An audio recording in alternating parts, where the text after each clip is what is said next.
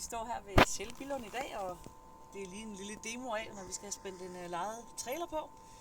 Vi har parkeret bilen, så anhængerknoppen sidder lige under hovedet her, fordi vi skal have tænderne herinde til at tage tilbage ved, og det vil sige, at den skal ligge helt fladt ned, når vi lige får traileren til at køre ned her med næsehjulet.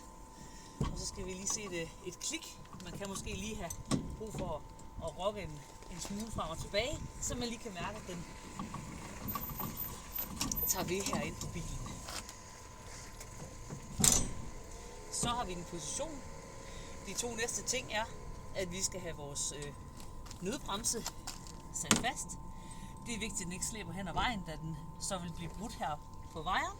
Og ellers er der en krog herinde under, hvor den skal være fæstnet.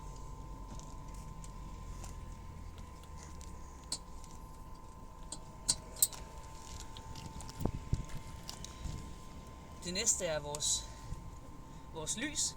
På bilen foran har vi et 7-polsstik, og de små stik, som indikerer 13-pol, er det, som traileren kører med. Her skal man sætte på den nederste og på kvart i. For at montere et 13-pols stik, skal man lægge mærke til, at man har den lille forhøjning nederst her, som også passer til hakket i stikket hernede i bunden. Og så har man det yderste af stikket, der skal drejes. For at låse den del, skal den op i topposition, så er den monteret korrekt. Og modsat vores 13-pols stik, der jo skulle sættes i hak og drejes en kvart, skal man bare her ved 7-polsstikket finde det lille fæstnede punkt. På den her bil sidder den til siden, og ofte vil det her punkt vende nedad. Og der skal den skubbes direkte ind, og ikke noget, der drejer sig.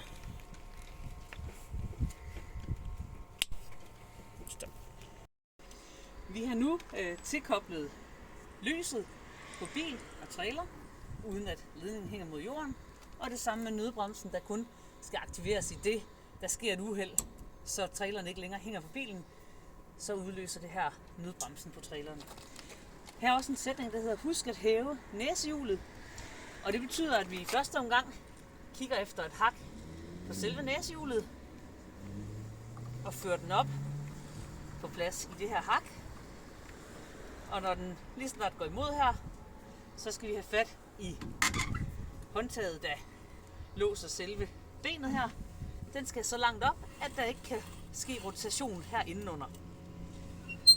Og spænd igen. Nu har vi traileren korrekt monteret og mangler bare at tjekke lyset. God tur!